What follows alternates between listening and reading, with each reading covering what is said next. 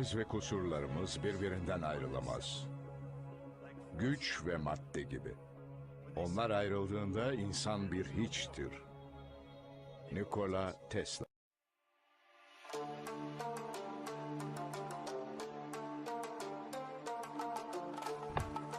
Bu videomda sizlere microUSB kablo bağlantısı, devre şeması, arıza analizi ve oluşabilecek arıza türlerinden sizlerle paylaşmak istiyorum.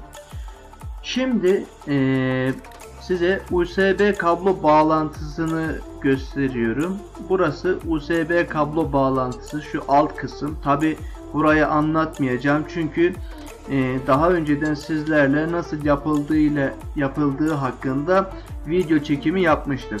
Şimdi ise microUSB kablo bağlantısını yapacağız ve şu üst kısmı sizlerle paylaşmak istiyorum. Şimdi microUSB kablo bağlantısını yapmanız için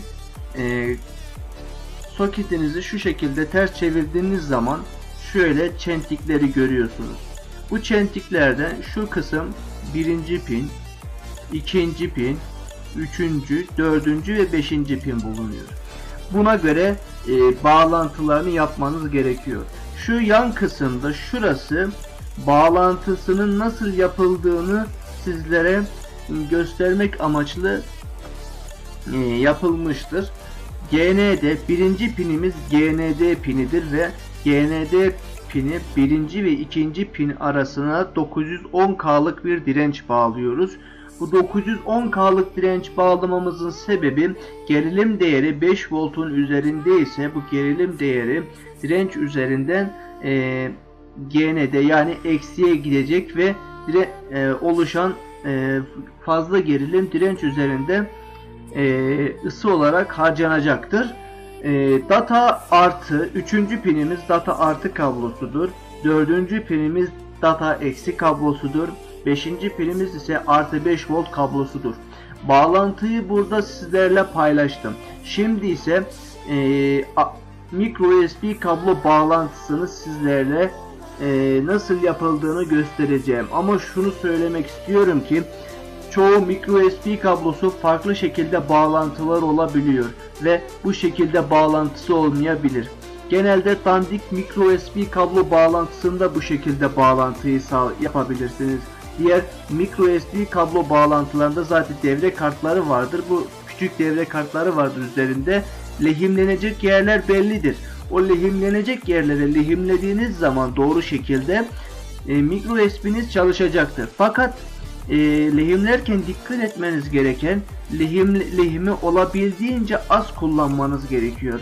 Lehimi olabildiğince az kullanmazsanız kısa devreler oluşabilir veya bilgisayarınızın hapını yakabilirsiniz veya şarj cihazınızı bozabilirsiniz, telefonunuzu bozabilirsiniz veya buna benzer birçok neden olabilir veya ters bağlamanız veya yanlış bağlamanızdan dolayı da oluşabilir.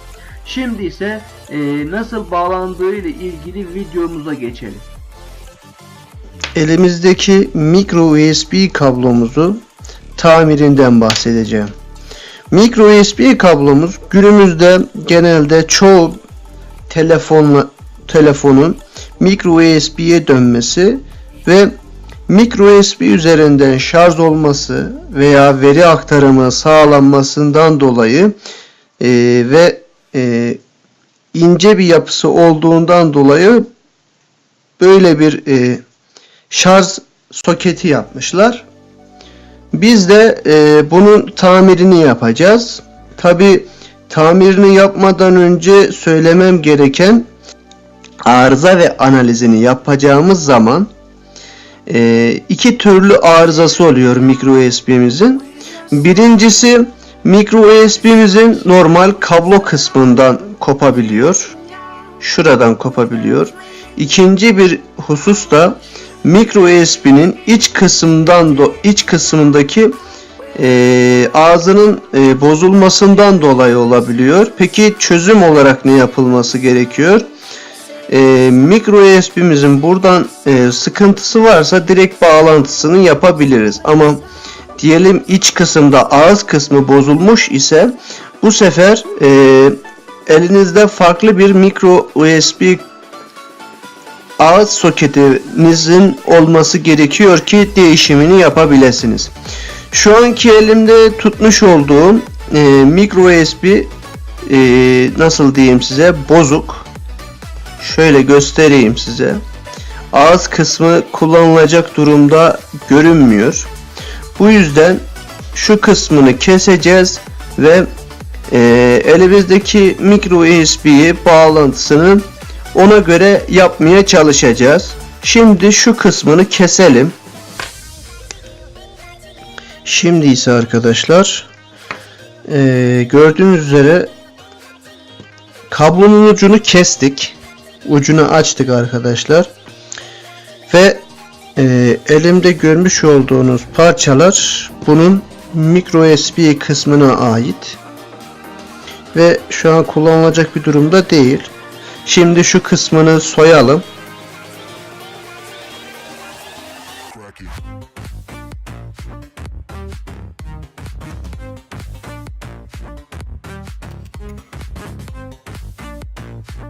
Bu istediğimiz türde bir micro USB görünmüyor.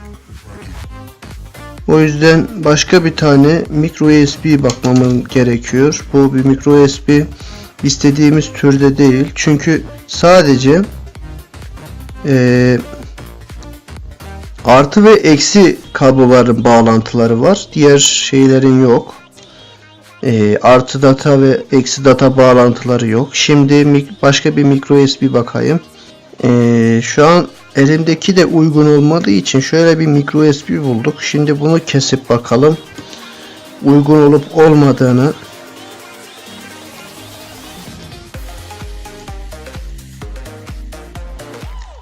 Bazıları sadece şarj amaçlı kullanılıyor. Bazıları ise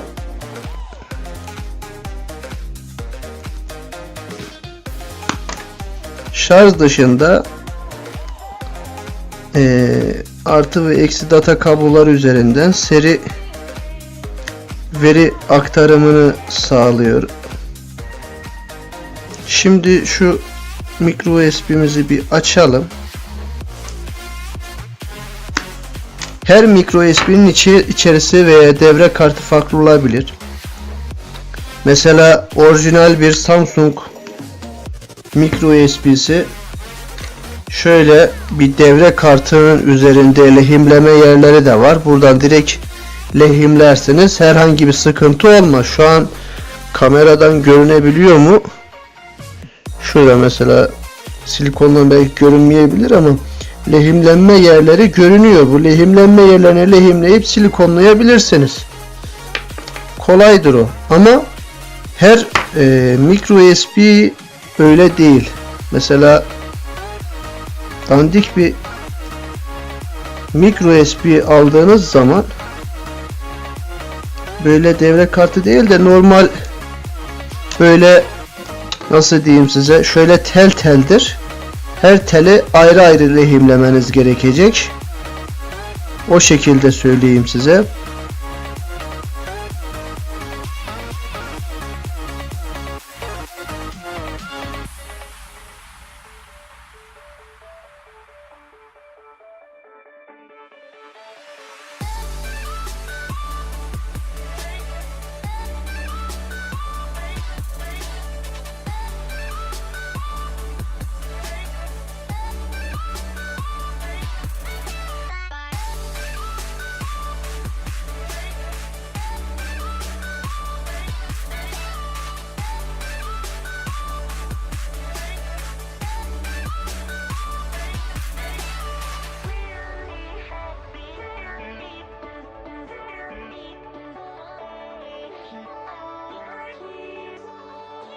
Bunda bağlantı şu an siyah kablo şurada görünüyor. Yeşil kablo burada. Kırmızı kablo burada ve beyaz kablo burada. Şurası ise şurada bakın bir tane daha boş alan var. Boş alan direnç yeri olacak. 910K'lık bir direnç bağlayacaksınız. Buradan şeye vereceksiniz. Şuraya GND'ye vereceksiniz. Devre şemasında gördüğünüz üzere. Ona göre bağlantısı yapılacak. Tabi dediğim gibi her micro USB farklı. Bu yüzden hepsinin içini açıp bakamıyoruz. Bağlantılarını yaparken sıkıntı veriyor. Zaten lehimlenen yerler belli. Ama tabi hepsi böyle lehimlenmiş şekilde olmuyor. Bu şekilde tel şeklinde, yani gördüğünüz üzere şöyle tel şekilde de olabiliyor. O zaman bağlantıyı o şemaya göre yapacaksınız. Ama böyle olursa gördüğünüz üzere hepsi için lehimlenme yeri var. Öyle olursa da buradaki ne göre bağlamanız lazım. O yüzden kabloları olabildiğince iyi bir şekilde açın ki lehimlenmiş yerden kopmasın, ki bağlantıyı da ona göre yapıp sağlam olup olmadığını kontrol edebilirsiniz. Samsung'un orijinal USB'si neyse şu iç kısmında bir tane küçük devre kartı var. O devre kartına göre bağlantısı yapıldı. Her micro USB'de de böyle 910K'lık direnç ve ona benzer dirençler bulunmuyor. Bu tabi micro USB'nin ucuzluğuna da bağlı. Ucuz bir micro USB alırsanız gerek kullanım ömrü gerekse de çalışmasından dolayı sıkıntı yaratabilir. Şimdi şu uçlarını bir lehimleyelim.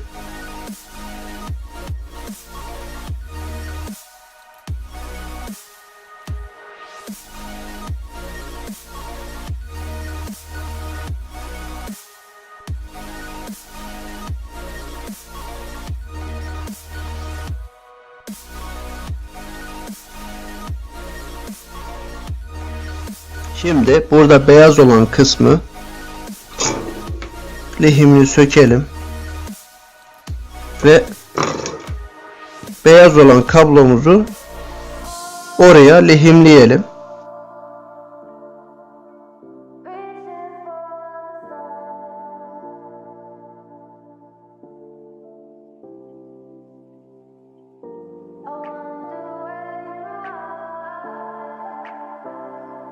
Aslında lehimleyeceğiniz yerleri de lehim pastası sürseniz daha güzel olur. Aslında biz öyle de yapalım. Şu kısımlarına da lehim pastası sürelim ama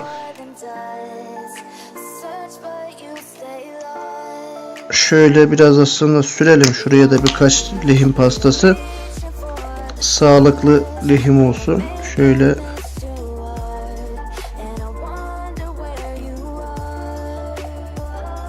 şimdi siyah kablomuzu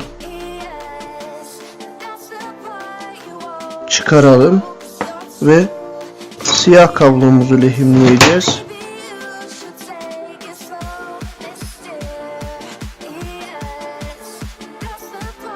Lehimlerken olabildiğince az lehim sürün ki diğer taraflara değmesin.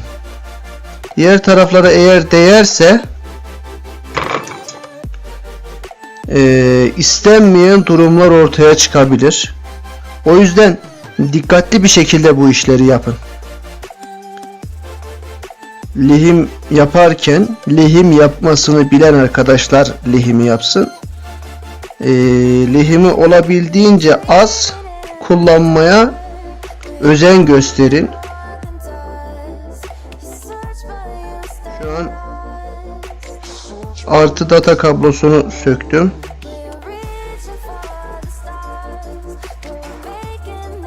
Peki diyelim ters bağlamanız durumunda telefonunuzu şarj etmeyebilir. Veya veri aktarımını ters bağlarsanız, mesela eksi data ile artı datanın yerine bağlarsanız veri aktarımı sağlamayabilirsiniz. Veya kabloları birbirine değdirirseniz kısa devre olacağından bilgisayarınıza takarsanız bilgisayarın hapını yakabilirsiniz. Veya şarj cihazınızın hapını, şarj cihazınızı bozabilirsiniz. Ve buna benzer birçok hata meydana gelebilir. Bu yüzden dikkatli şekilde lehimleyin. Videoyu sonuna kadar dikkatli şekilde izleyin ki unuttuğunuz küçük bir ayrıntı bile, unutmuş olduğunuz küçük bir ayrıntı size kötü şekilde mal olabilir. Tabi şu an ben uzun şekilde yaptım. Keşke yapmasaydım. Kısa şekilde olsaydı silikonu daha az sıkardım. Neyse. Şu dış kısmındaki galvanizli teli aslında şuraya lehimlenmesi lazım ama alan dar olduğu için lehimlemiyorum. Şimdi tabi bu teli de kesinlikle buradakilere değdirmeyin veya olabildiğince uzak tutmaya çalışın. Bu iptal. Galvanizli teli iptal ettim. Testini yapacağız ama testinden önce bir kısa devre olup olmadığını kontrol etmemiz lazım. Çünkü dediğim gibi kısa devre kontrolünü yapmazsak takacağımız cihazları bozabiliriz. Bu da bizim istemeyeceğimiz bir şey. Kısa devre konumu diyot kademesini alıyoruz. Aldığımız zaman böyle bir ses çıkıyor. Eğer bilmeyen varsa. Eğer öterse kısa devre olduğu anlamına gelir. Eğer ötmezse bir sıkıntımız yok. Tabi arasındaki mesafe kısa olduğu için belki arada değdirirken dikkatli bir şekilde değdirin. Şu an GND ve artı data kablosunda bir kısa devre görünmüyor. Şöyle tutalım. Şu an artı data ile artı 5 volt arasında da bir kısa devre görünmüyor. Şöyle tutalım. Eksi ile artı kablo arasına tutalım. Böyle de bir kısa devre görünmüyor. Şu arkadaki beyaz kabloyu da unutmayın. Şöyle yapalım. Bir ucu bir ucunu buraya tutalım. Bir ucunu da diğerlerine değdirip bakalım.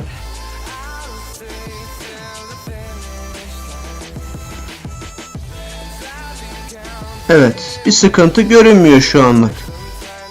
Demek ki kablo bağlantısında herhangi bir şekilde yan tarafa lehim değdirmeden güzel bir şekilde lehimledik.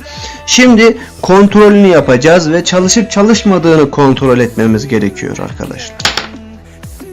Şimdi micro USB'mizin çalışıp çalışmadığını kontrol edeceğiz. USB'mizi bilgisayara takıyorum. Daha sonra telefonu takıyoruz. Gördüğünüz üzere bağlantıyı kurdu ve şu an şarj oluyor. Geldi buraya da bir tane dosya yollayalım. Öylesine bir dosyayı şu an atıyor ve sıkıntı görünmüyor şu an. Evet, yolladı gördüğünüz üzere. Arkadaşlar silikonlayacaktım fakat silikon tabancamı her ne işse tam silikonlayacağım zaman şu kısımdan herhalde eğip bükmeme bağlı veya iç kısımda bir kısa devreden dolayı ısınıp kabloyu kesti şu an. Bunun şu an tamirini bir başka videoda silikon tamiri ve arıza analizi ikinci bölümde çekeceğim. Her ne iştir ki arkadaş. Bozulacak tam zamanı buldu. Şunu silikonlayacağımız zaman. O yüzden şu an şu kısımdan bir parça kesip lehim makinesi ile bunu dışını kaplayacağız silikonla. Tabi kokusu biraz kötü oluyor. Onu söyleyeyim. When you want to get off that darkest ground, but gravity pulls you straight down. Earth from a bird's eye view. You should grow feathers and see this too. Silikonlarken kabloları kesinlikle lehim makinesiyle lehim makinesine değdirmeyin. Değdirirseniz sıkıntı yaratır. O yüzden dikkatli şekilde silikonlayın.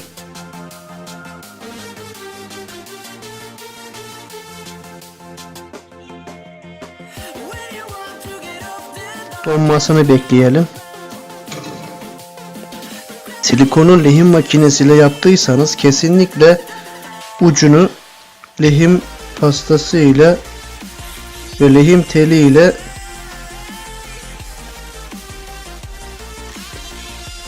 ağzını açın, yoksa körelebilir. Bu konuda dikkat edin. Testini yapalım son bir kere.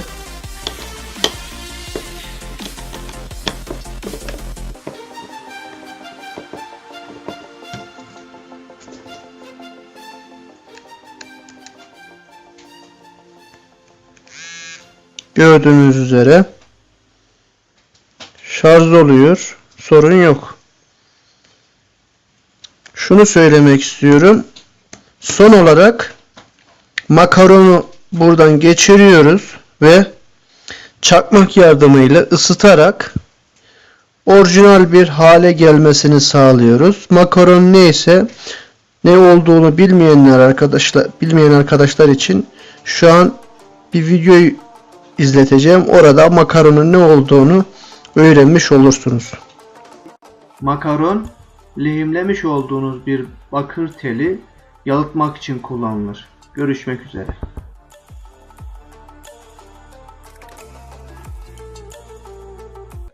Bırakın doğruları gelecek söylesin ve herkesi eserlerine ve başarılarına göre değerlendirsin. Bugün onların olsun ama uğrunda çok uğraştığım gelecek benimdir. Nikola Tesla. You